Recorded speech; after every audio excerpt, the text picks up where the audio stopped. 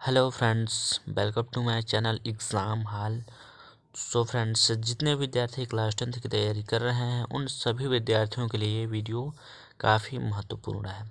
इस वीडियो से आपका क्लास 10th हिंदी में 9 नंबर जो है पक्का होने वाला है। तो इस वीडियो को पूरा देखिएगा, क्योंकि इस वीडियो में मैं आप लोगों के लिए लेकर आया हूँ एक निबंध जो कि हर साल पूछा जाता है, यानी कि हर वर्ष वो निबंध जो है आता ही आता है। निबंध देखिए है क्या, प्रदूषण की समस्या तथा समाधान पर है। ठीक है, तो देखिए आपको इसको सबसे पहले किस तरीके से लिखना है, कैसे लिखना है, ताकि आपको फुल मार्क्स 9 में से 9 दिया जाए। तो इस वीडियो को पूरा देखिएगा और वीडियो को स्किप नहीं कीजिएगा। ठीक है, तो चलिए वीडियो को स्टार्ट करते हैं। तो सबसे पहले आपको करना क्या होगा, प्रदूषण की समस्या पूरा हेडिंग करके यहाँ पे लिखना होगा रूपरेखा। रूपरेखा आपको लिखना ही होगा। ठीक है, रूपरेखा में आप क्या लिखेंगे, पहले नंबर पे लिखिए प्रस्तावना, दूसरे नंबर पे लिखेंगे प्रदूषण का अर्थ, और तीसरे नंबर में लिखेंगे क्या, प्रदूषण के प्रकार, और चौथे में लिखेंगे प्रदूषण की समस्या तथा इससे हानियाँ, यानी प्रदूषण से क्या समस्याएं हैं और इससे हानियाँ क्या है। और पाँचवें नंबर पर लिखना है समस्या का समाधान, छठवें पर लिखना है क्या, उपसंहार। ठीक है, इतना लिखने के बाद, रूपरेखा लिखने के बाद अच्छे से रूपरेखा लिखिएगा। इतना लिखने के बाद उसके बाद आप क्या करेंगे, प्रस्तावना हेडिंग करेंगे। तो देखिए जैसा कि यहाँ पर लिखा गया है काफ़ी बेहतर तरीके से। ठीक है, तो सबसे पहले आपको लिखना है प्रस्तावना। प्रस्तावना के बाद एक ऐसी हेडिंग काफ़ी अच्छे तरीके से कर देना है ब्लैक पेन से। ठीक है, उसके बाद लिखना है क्या, आज का मानव औद्योगिकरण के जंजाल में फंसकर स्वयं भी मशीन का एक ऐसा निर्जीव पुर्जा बना कर रह गया है कि वह अपने पर्यावरण की शुद्धता का ध्यान भी न रख सका। ठीक है, इतना लिखने के बाद आगे क्या लिखना है, अब एक और नई समस्या उत्पन्न हो गई है, वह है प्रदूषण की समस्या। इस समय हमारे समक्ष सबसे बड़ी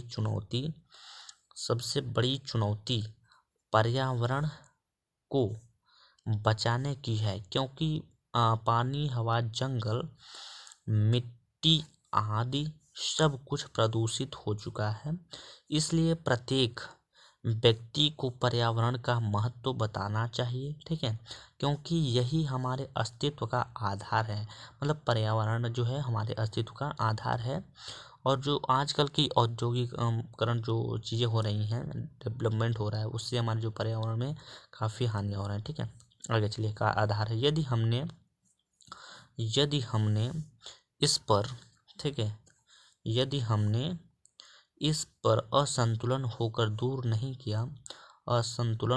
नहीं किया तो आने वाली पीढ़ियां अभिशप्त, ठीक, जीवन जीने को बाध्य होंगी, और पता नहीं तब मानव जीवन होगा भी या नहीं होगा। ठीक है, इतना आपको लिखना होगा प्रस्तावना में। काफ़ी बेहतर तरीके से मैंने यहाँ पर लिखा है और आपको भी मैंने बताने की कोशिश किया है। ठीक है, इतना लिखने के बाद अब आपको हेडिंग करना है क्या, प्रदूषण का अर्थ। ये देखिए हमारा हेडिंग है।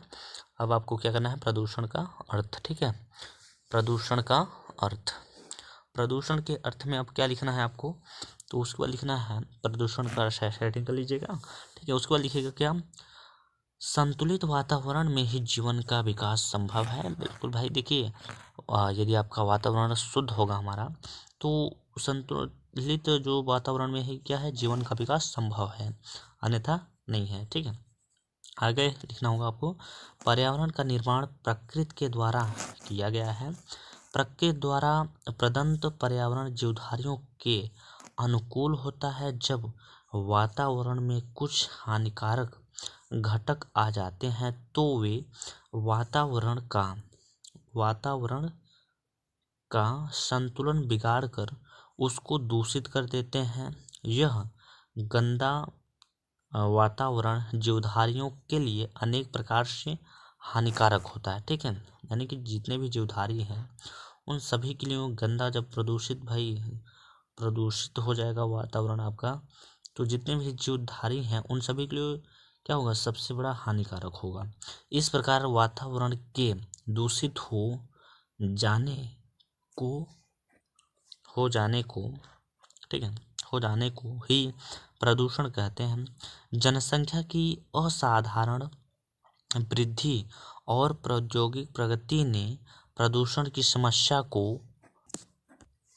जन्म दिया है और आज इसने इतना विकराल रूप धारण कर लिया है कि उससे मानवता के विनाश का संकट उत्पन्न हो गया है। यानी कि प्रदूषण आज के समय में इतना बढ़ गया है जिससे जो है आज इसने मतलब प्रदूषण ने इतना विकराल रूप धारण कर लिया है कि उससे मानवता के विनाश का संकट जो है उत्पन्न हो गया है। ठीक है, इतना लिखने के बाद अब आपको लिखना होगा क्या, प्रदूषण के प्रकार, यानी प्रदूषण जो है कितने प्रकार के होते हैं। ठीक है, तो लिखेंगे क्या उसमें, आजकल के वातावरण में प्रदूषण इन रूपों में दिखाई देता है।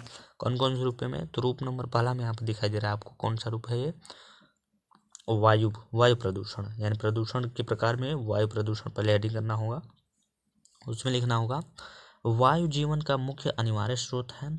प्रत्येक प्राणी को स्वस्थ रूप से जीने के लिए शुद्ध ऑक्सीजन, यानी कि भाई प्रत्येक जितने भी जीवधारी हैं उन सभी को जीने के लिए शुद्ध ऑक्सीजन की ज़रूरत होती है। जैसे हम मनुष्य हो गया और अदर कई भाई जीवधारी है ना। ठीक है, तो उन सभी के लिए क्या ऑक्सीजन की आवश्यकता होती है, जिस कारण वायुमंडल में इसकी विशेष अनुपात में उपस्थिति आवश्यक है। जीवधारी सांस द्वारा ऑक्सीजन ग्रहण करते हैं तथा कार्बन डाइऑक्साइड छोड़ता है। पेड़ पौधे कार्बन डाइऑक्साइड ग्रहण करते हैं तथा हमें ऑक्सीजन प्रदान करते हैं।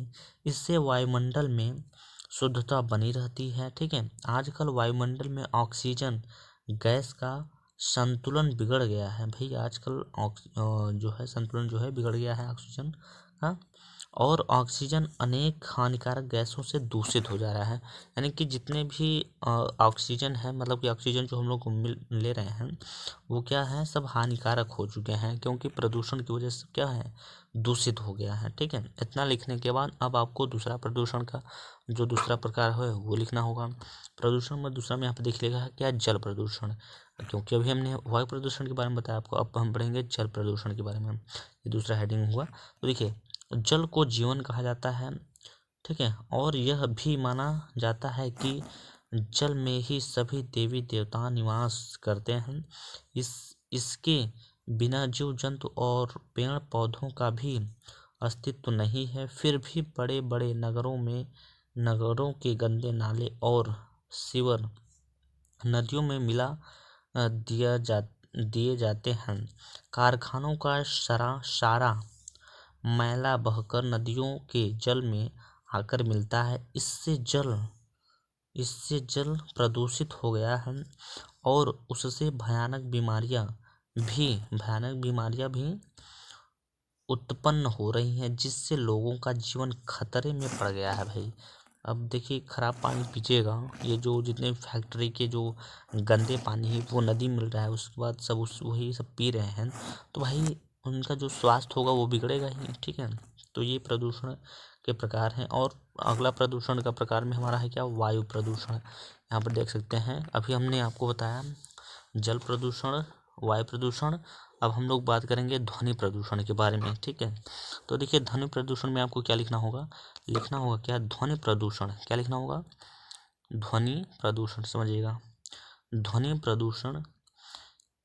प्रदूषण भी आज की नई समस्या है।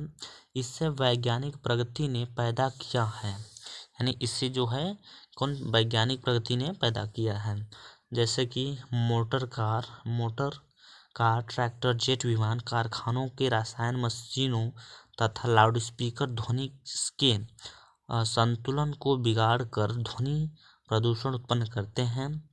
अत्यधिक ध्वनि प्रदूषण से मानसिक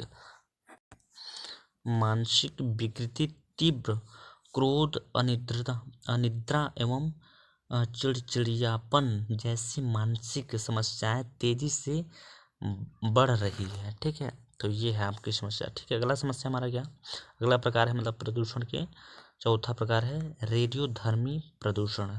ये देखिए इसके बारे में क्या लिखेंगे, कैसे लिखेंगे, तो लिखेंगे, आज के युग में वैज्ञानिक परीक्षणों का जोर है। परमाणु परीक्षण निरंतर होते ही रहते हैं। इसके विस्फोट से रेडियोधर्मी पदार्थ संपूर्ण वायुमंडल में फैल जाते हैं और अनेक प्रकार से जीवधारियों को क्षति मतलब नाश पहुंचाते हैं। ठीक है, ये हो गया। उसके बाद आपको पांचवा प्रदूषण के प्रकार में लिखना होगा क्या, रासायनिक प्रदूषण। रासायनिक प्रदूषण में क्या लिखेंगे, कारखानों से बढ़ते हुए अपशिष्ट द्रव्यों के अलावा रोगनाशक तथा कीटनाशक दवाइयों से और रासायनिक खादों से भी स्वास्थ्य पर प्रतिकूल प्रभाव पड़ता है। ये पदार्थ पानी के साथ बहकर जीवन को अनेक प्रकार से हानि पहुंचाते हैं। तो ये रहा प्रदूषण के कुछ प्रकार। उसके बाद अगली हमारे हेडिंग है क्या, अगली हमारी जो हेडिंग है वो है प्रदूषण की समस्या तथा इससे हानियाँ। ठीक है, तो इसमें आपको क्या लिखना होगा, देखिए इसमें आपको लिखना होगा क्या, बढ़ती हुई जनसंख्या और औद्योगिकरण ने विश्व के सम्मुख प्रदूषण की समस्या पैदा कर दी है। कारखानों के धुएं से, विषैले कचरे के बहाव से तथा जहरीली गैसों के रिसाव से आज मानव जीवन समस्याग्रस्त हो गया है। ठीक है, उसके बाद आपको लिखना होगा, इस प्रदूषण से मनुष्य जानलेवा बीमारियों का शिकार हो, ठीक है, मनुष्य का शिकार हो रहा है। कोई बहरा, किसी की दृष्टि शक्ति नष्ट हो जाती है। ठीक है, तो किसी का जीवन विविध प्रकार की शारीरिक विकृतियां, मानसिक कमजोरी, असाध्य कैंसर व ज्वर, इन सभी रोगों का मूल कारण विषैला वातावरण ही है। ठीक है, ये सब है भाई। ठीक, इतना लिखने के बाद अब इसका समाधान के बारे में हम लोग थोड़ा सा देख लेते हैं। तो समाधान में क्या है, समाधान हेडिंग करना होगा आपको, समस्या का समाधान, यानी कि जो प्रदूषण से जितनी भी समस्या हैं उनसे समाधान क्या है उनके। ठीक है, तो उसमें आपको लिखना होगा, वातावरण को प्रदूषित से बचाने के लिए वृक्षारोपण सर्वश्रेष्ठ साधन, यानी कि जितने भी आप ये जो जितने मतलब कि प्रदूषण से आप यदि बचना चाहते हैं तो ज़्यादा से ज़्यादा आप वृक्ष लगाइए। ठीक है, तो वातावरण को प्रदूषण से बचाने के लिए वृक्षारोपण सर्वश्रेष्ठ माने सबसे अधिक, सबसे अच्छा साधन है। दूसरी ओर वृक्षों के अधिक कटाव पर भी रोक लगाएं, यानी वृक्षों को काटा ना जाए बल्कि और वृक्ष लगाया जाए, ताकि हम क्या करें, अपने पर्यावरण प्रदूषण को दूषित होने से हम बचा सकते हैं। ठीक है, रोक लगानी चाहिए। उसके बाद कारखानों और मशीनें लगाने की अनुमति उन्हीं लोगों को दी जानी चाहिए जो औद्योगिक कचरे और मशीनों के धुओं को बाहर निकालने की समुचित व्यवस्था कर सकें। तेज ध्वनि वाले वाहनों पर साइलेंसर आवश्यक रूप से लगाए जाने चाहिए। ठीक है, तथा सार्वजनिक रूप से लाउडस्पीकर आदि के प्रयोग को नियंत्रित यानी कि कम से कम किया जाना चाहिए। व्यर्थ पदार्थ एवं जल को उपचारित करके ही बाहर निकाला जाए तथा इसको जल स्रोतों में मिलाने से रोका जाना चाहिए। इतना आपको लिखना होगा। ठीक है, अब हमारी लास्ट हेडिंग है क्या, उपसंहार। उपसंहार में अब आपको क्या लिखना होगा, कैसे लिखना होगा समझिए। चलिए देखिए, हेडिंग करना होगा उपसंहार। ठीक है, उपसंहार में क्या लिखेंगे, प्रसन्नता की बात है कि भारत सरकार प्रदूषण की समस्या के प्रति जागरूक है। इसने 1974 ईस्वी में जल प्रदूषण निवारण अधिनियम लागू किया था। इसी प्रकार नए उद्योगों को लाइसेंस देने और वनों की कटाई रोकने के दिशा में कठोर नियम बनाए गए हैं। ठीक है, नए वन क्षेत्रों बनाए जाएं और जन समस्या को वृक्षारोपण के लिए प्रोत्साहित किया जाए। न्यायालय द्वारा प्रदूषण फैलाने वाले उद्योगों को महानगरों से बाहर ले जाने के आदेश दिए गए हैं। ठीक है, यदि जनता भी अपने ढंग से इन कार्यक्रमों में सक्रिय सहयोग दे और यह संकल्प लें कि जीवन में आने वाले प्रत्येक शुभ अवसर पर कम एक वृक्ष, यानी कम से कम, ठीक है, होना चाहिए यहाँ पर कम से कम एक वृक्ष लगाएं तो निश्चित रूप से प्रदूषण को कम किया जा सकता है। ठीक है, और आपकी जो आने वाली पीढ़ी को भी इसकी काली छाया से बचाने में सफल हो सके। ठीक है, तो ये रहा आपका कुछ निबंध जो है आपके बोर्ड एग्जाम में 9 नंबर का आता है। ठीक है, ये मैंने आपको काफ़ी बेहतर तरीके से यहाँ पर समझाने की कोशिश की। आई होप आप सभी को ये काफ़ी अच्छा लगा होगा। इसको आप लोग नोट डाउन कर लीजिएगा और अच्छे से याद कर लीजिएगा। ठीक है, तो इस वीडियो में बस इतना ही। मिलते हैं नेक्स्ट वीडियो में, तब तक के लिए जय हिंद, जय भारत।